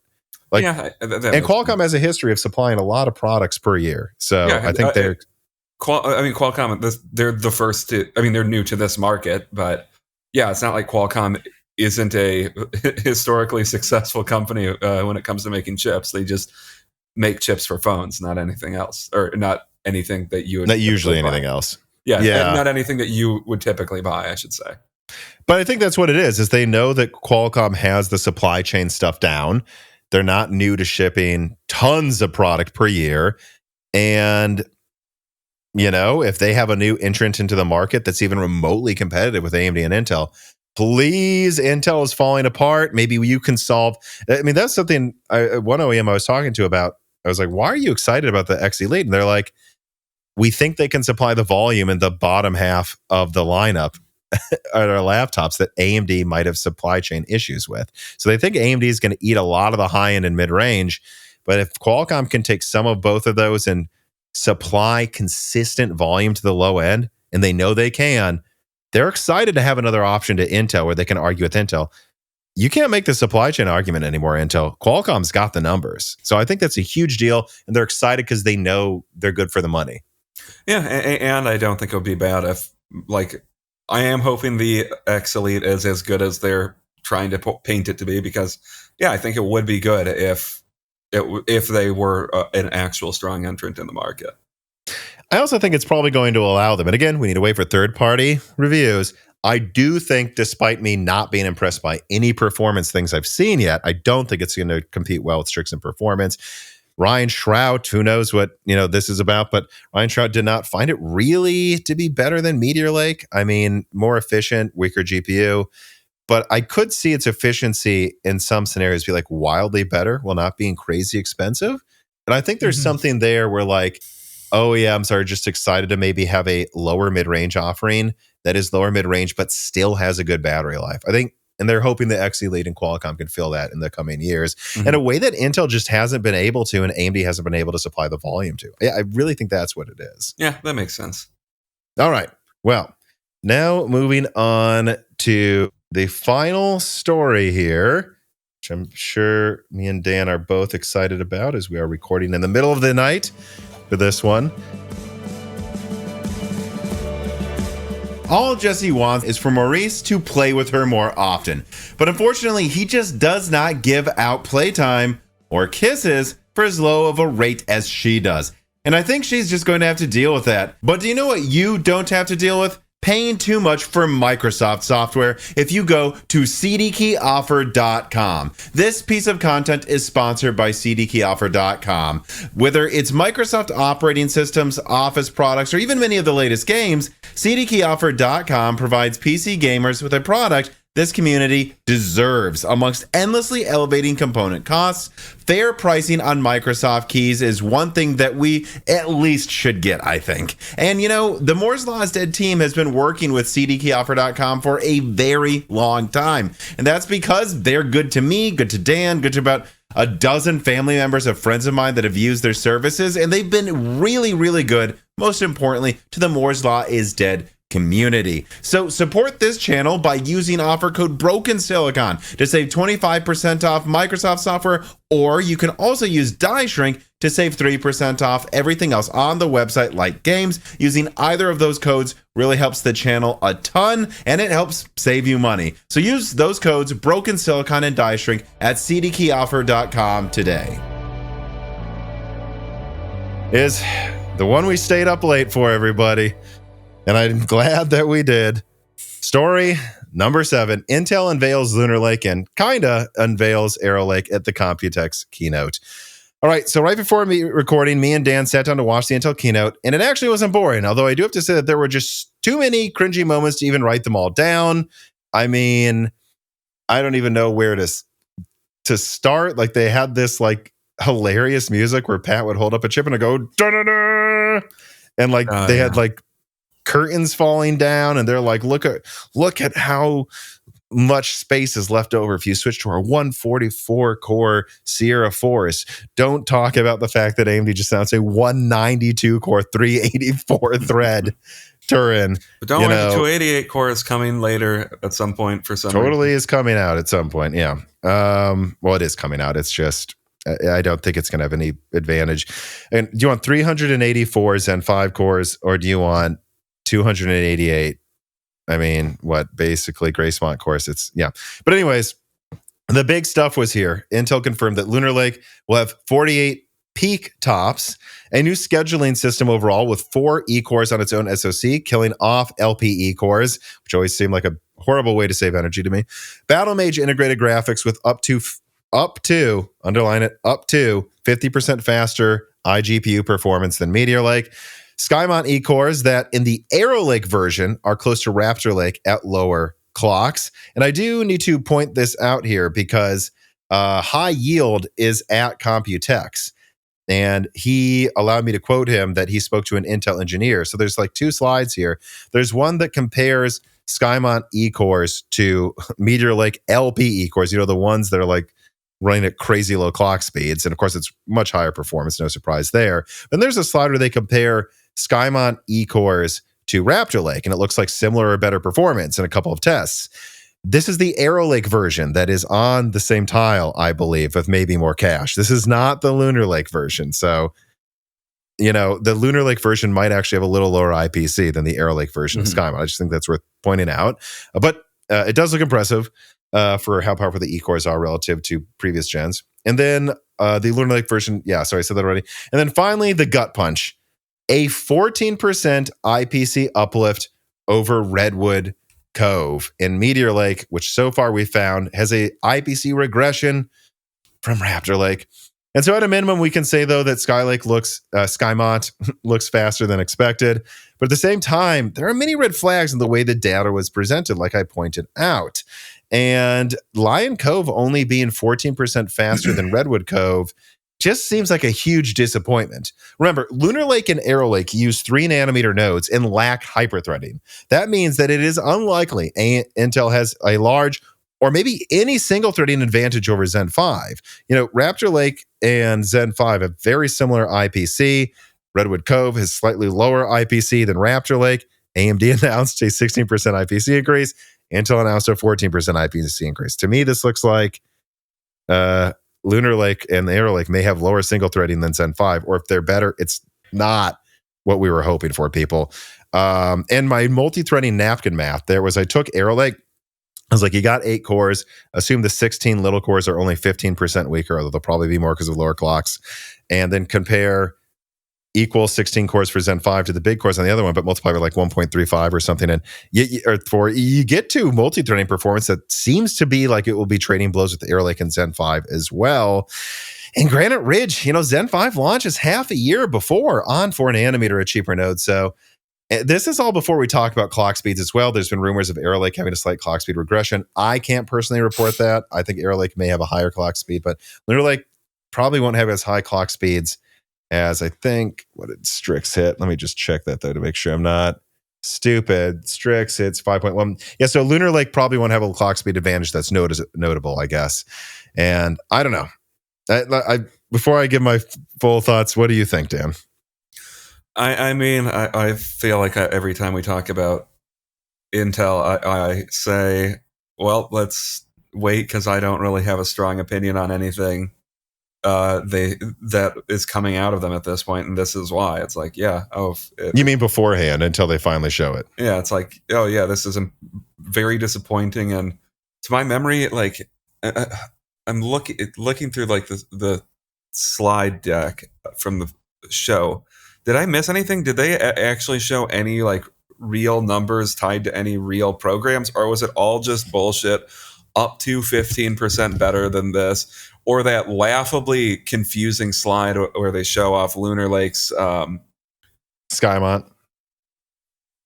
Well, they're all confusing. Which one? Where they were showing off like the performance.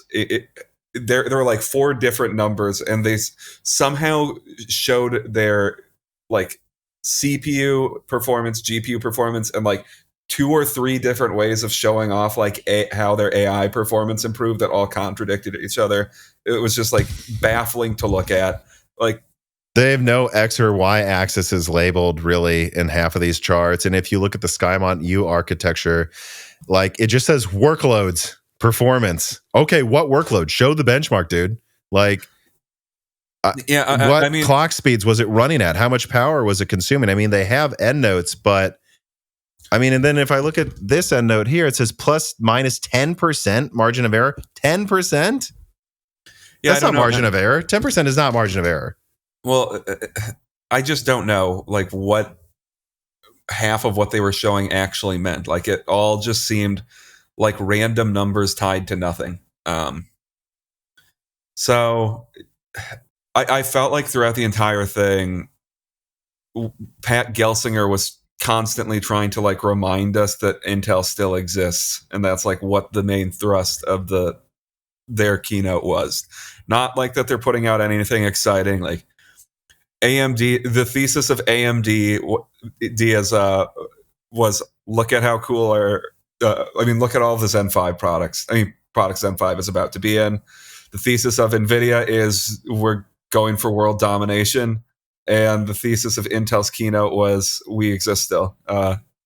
Don't forget that we're here. It was just really, really bad, and they had nothing really to point towards. Like, at least with Nvidia, even if I don't think there was much interesting there for gamers, or I should say interesting there from a gaming perspective, I still thought they were signaling like that they thought they were still a company going up to a crazy degree. And here it's just, there was nothing. Like, it was just numbers and lines tied to nothing. Yeah, that's the feeling I got in the beginning, but I wanted to be a little quiet here because Robert Halleck, who used to work for AMD and actually liked his presentations there a lot, said on Twitter, like, let me pull it up actually, because we're going to show this on screen anyway, so I better quote it. He's like, around an hour until the PC industry snaps back into reality, Lunar Lake is one and only chip for low power graphics and AI and core performance. Devices shouldn't be a choose to situation.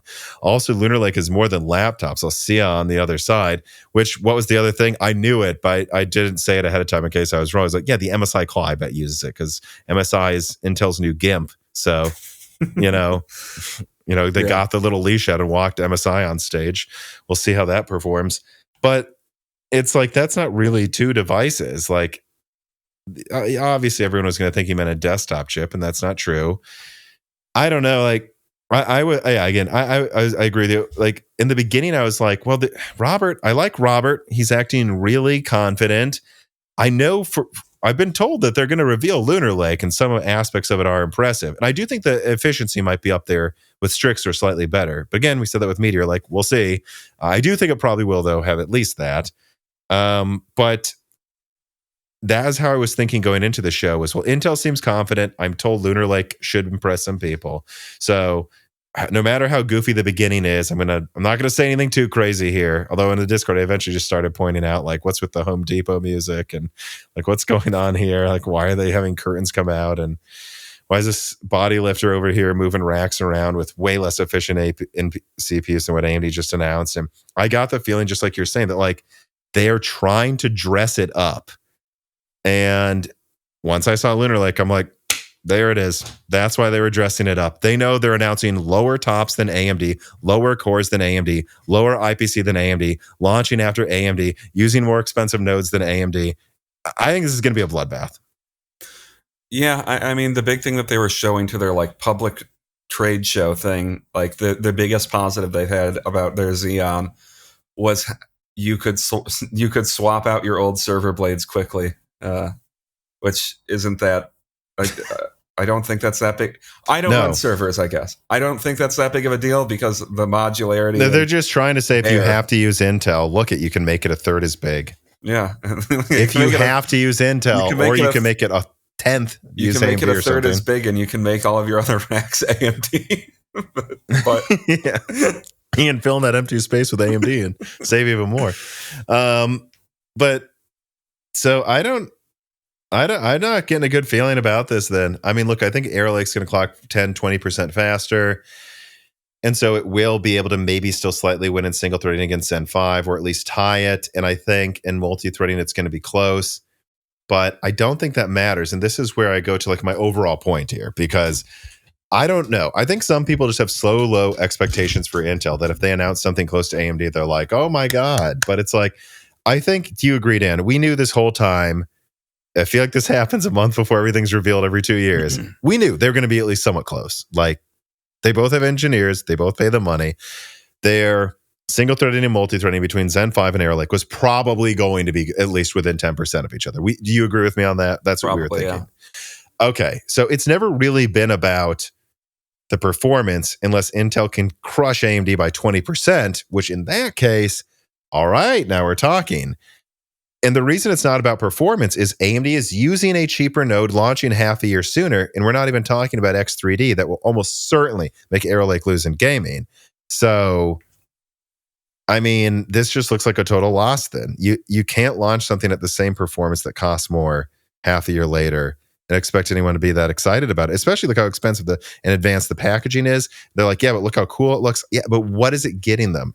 Nothing Yeah, I know. stronger than Zen 5. I mean, for fuck's sakes, Lunar Lake's cracking with hyper-threading turned off. It's all fucking is. It's all fucking is.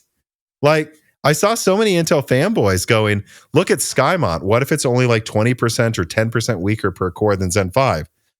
Who cares? There's still only 8 cores. So we have 8 Zen 5C, 4 Zen 5. Here you have 4P, 4E, and no hyperthreading. That's not better. Yeah. I don't know. Yeah. This was a really bad keynote. I don't really know what else to say. Yeah, the only other thing I can point out is I was looking through my, what was the video called? There's like an Intel Arrow Lake leak from I think less than 6 months ago. And when I actually look at the quotes here, I mean, I guess as of recently, I've been, could be a handheld gaming monster. I could see that actually happening. Q4 for that. Yep. For Lunar Lake, that's still correct. And Arrow Lake's expected being 25 to 35% more performance over Meteor Lake. The funny thing is, even though, and I have to admit it, this is true, at least a year and a half ago or whatever, my Arrow Lake IPC projections clearly are wrong here. But it is funny. I've been mostly just sticking to performance, not IPC recently, because my sources were starting to get nervous, I felt. And I said Arrow Lake will bring 25 to 35% more performance over Meteor Lake. Yeah, I think it might actually, because Skymont's pretty powerful. But, I mean, I don't know. I don't think Meteor Lake was actually in some ways worse than Raptor Lake in performance, and so I don't really think that makes this any better than Zen 5. And again, there's going to be people that are in the comments and say, oh, here's the Intel haters. Guys, what do you want us to say? It costs more to make. It's coming out half a year later. It doesn't offer more performance, and AMD is going to have X3D to make it stronger. You're a fanboy if you think that looks impressive right now. All we can say is they're similar in performance. Who knows? Maybe AMD or Intel are sandbagging or overhyping. I think it's possible AMD might be overhyping. I also think they could be sandbagging. They usually are. Mm-hmm. Who knows? Maybe Arrow Lake is going to come out in Q1 because it's not ready, but when it is ready, it'll actually have 18%, 20% IPC. It's plausible. But for now, it just looks like they have about the same performance, but one's later and costs more. So I don't see why you get excited about that. Yeah. All right. Well, on that note, I guess we've said all we have to say about that.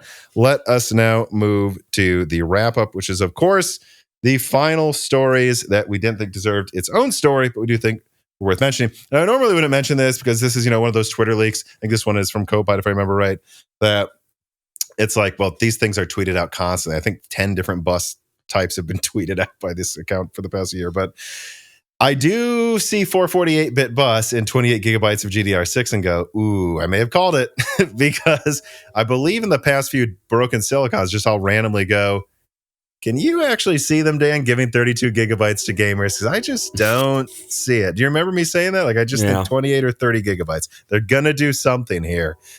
And I just believe it. I believe this rumor. I don't know if it's true for sure.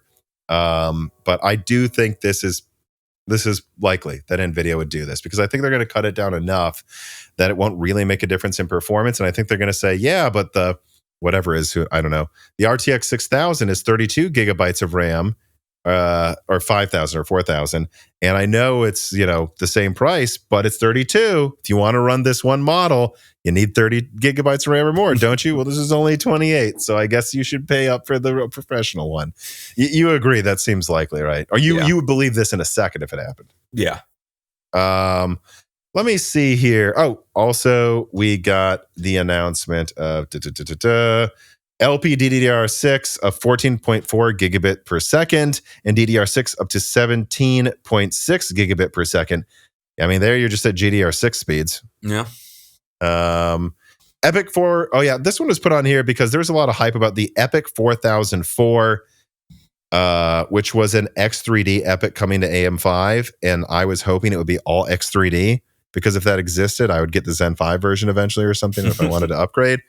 No, it still just has 8 of the cores with V-Cache, and it's $700. So it's like, it's a 7950X with extra qualities after the 7950X has dropped in price. This is funny here. Techno writes it again, and he says, Asus just announced a new GT 710 that has, let me see here, that has GDDR6. Why are they doing this? Is this because GDDR5 is discontinued? Yeah. Like, this is why you start seeing like older cards get like DDR4 when they originally used GDDR3, and it's like, or something that's just like they can't even get GDDR5 anymore. That's fun. All right. Yeah. Which, I mean, that's why at a certain point it's like some of these old cards, they can't make them cheaper anymore. Like they have to make the new stuff because the older stuff is becoming more expensive and harder to make. All right, so then let us move on here to the final reader mails. QH Freddy writes in and says, I honestly feel like there's not just the fact that people think AI is stupid, bad, or a marketing gimmick, but the way it's being ham-fisted into everything is just giving people negative perceptions about, and giving people that already have negative perceptions more ammunition to make fun of it. I actually kind of entirely agree. It's like Bitcoin's still here. Its price is actually pretty much up a lot, actually, over compared to like last year. But, you know, the fact that everyone wouldn't shut up about blockchain to like, I remember there's this one TED talk where they were using it to track like watermelons growing in East Asia or something. It's like, yeah, that's a good application for blockchain. yeah, that's what blockchain, like, it's just, Bitcoin's here to stay, in my opinion. I've said it before many times, people. But when you start talking about NFTs and AI generated monkeys that don't make good TV shows by dubious creators, yeah, you just make the whole ecosystem look dumber. I think that is going on with AI, where it's like, no, I think AI assistants will be a thing. I think it will help people make presentations faster. I think it'll make cars safer, though I don't really think self-driving's ready. At full self-driving's ready. But then when you start saying everything's going to have AI, it makes if everything has AI, nothing does. Like, yeah, I really, I just don't understand what these companies are doing. Like how we didn't get like one media cycle where AI was super overhyped in every presentation, and then everybody would call it cringe, and then everybody decided, and then they would have stopped. It's like that's happened 4 or 5 times now, and for some reason they're still like, guys, we gotta tell you more about AI. And at a certain point, it feels like they need to keep talking about it because they're trying to pull a fast one on us, or at least that's what it feels like to me. I don't know if I'm becoming a crazy conspiracy theorist, but telling Jensen Huang giving a speech, or having AI Jensen Huang tell you that your job is about to be animated away if you work at a car factory or at an Amazon factory seems insidious to me. Call me nuts. Yeah, so no, and again, I think too often people are like, why do these guys think AI is not good? It's going to be used for stuff. No one here thinks it's not. But when you say bubble, you're not saying it's even overvalued now. You're just saying it's going to be overvalued, not because the market shouldn't be worth this many trillions, but now it's worth 1,000, like just billions of trillions. It's like, well, it's not worth that much yet. It's not ready. It's like, again, pets.com, where everyone just started putting .com at the name of their company, launching on the New York Stock Exchange, boom, goes up in price. I mean, it's that type of shit is what makes a bubble. And Yahoo is still here, so is Google, you know. Mm-hmm. But yeah, no, the pets.com sending $80 worth of dog food with $20 shipping and selling it to you for $40 isn't sustainable. And I just see this stuff, and it's making it easy to make fun of. And eventually, I think people will start to notice if it doesn't actually become as big as they're saying it will be. Yeah, and you know, a good way to not advertise the utility of AI is automatically turning it on in everybody's web browser and making their search results worse. Good job doing that, Google. You're slowly making your search engine more and more unusable year after year. And I think you might have finally done it with that stupid ass Gemini AI feature that whenever you type something into Google, now I need to scroll past a stupid AI prompt. That might get it wrong. Yeah. Kirsch Brady writes in again and says, how long do you think it will take to undo the damage that companies are doing to people's perception of AI? 5-10 years once it pops. Yeah, I mean, I don't know. That's what usually goes on, you know? Like with the blockchain bubble was like the real one where everyone said it was like 2020, yeah. Right? And I still think there is this tepidness to Bitcoin in a lot of circles because they're like, well, didn't blockchain die? And it's like, no, like Cumrocket did or something. Or did it? I don't know. If it didn't, I'm just going to be so mad. I don't know. I can't find it. So who knows? Maybe it did die, or I'd not seen it near the top unless they changed names, which would probably be a good idea if they ever wanted it to last for any amount of time. But it's like, yeah, you know, that was 2020. We're almost to 2025. Bitcoin is finally going up again. I think it takes 5 years for people to get over, and it's not always fair. It's like, I brought this up before to you, Dan. Like, there's been, I haven't traded stocks for like 4 or 5 years. Like, once this channel took off, I just decided to not hold any stocks so I could be sure I wasn't biased. But there were some green energy stocks I held and made a little money off of, and I bought them because I was like, why are they down so much from Enron? They all went down when Enron went down, whether it's fair or not. Some of these were legitimate green energy companies, and it just takes time for people to not see them all as the same thing, whether they're actually more valuable or not. I bet in 4 years, AI will be better than it's ever been. But if there was a bubble that popped, people will not want you to say AI for a while. Well, and it's going to be amplified by the fact that people are, when the AI bubble pops, it's going to get dunked on social media constantly, because the way they've done this, everybody wants these AI companies to fail, like, because they're so annoying about it. Unless you're an Nvidia stockholder. Same thing with blockchain. Then you do not want it to fail. Because, Jesus, if you got in on Nvidia in like 2017 or something, you are a rich person now. It's a real problem, by the way, at Nvidia. Like, people, I think Nvidia's stock, like, during the Fermi era, was like between $15 and $30. So if you're a mid-level manager that was paid in stock options, you're worth like 10, 100 million. Like, there are some mid managers who said, I'm just going to put half of my savings into Nvidia, who are now just leaving the company. Like, look, guys, I am worth $20 million. Bye. Yeah. Like, you know, understandable. Yeah. But again, you know, the same thing happened with blockchain. People were so happy to dunk on it after how many dumb projects there were. And honestly, I don't blame people. Yeah. Like, at all. Like, I dunked too. Jensen Huang CEO Master AI Chef writes in and says, Intel is now too poor to be a sponsor at Hot Chips. Carbon Christ says, apparently some sponsors are only publicly shown closer to the event. So don't bet that Intel's, because I believe they're the platinum tier of sponsor. Yeah, that'd be weird if they were no longer the platinum tier there. But according to Carbon Cry, Master AI Chef, you shouldn't be so sure that's happening yet. Well, it is Jensen Huang. He's trying to get a jab in at Intel. I don't really know why. They're not really that big. They're not really competitors, but Jensen Huang needs to get the jab in. Everyone's interested in Gaudi 3, Dan. Are you kidding? They're lining up right next to Blackwell. All right, Pat. Sure, yes. Your canned Gaudi 3. Whatever that was. MI300 with less RAM. That's what it was. No, but their little thing where they showed their LLM on the Gaudi 3. And yeah, that was so weird. It was, I'm not supposed to show this yet? I saw like 10 face palms happen in the voice lost in Discord. So it wasn't just me and you, by the way.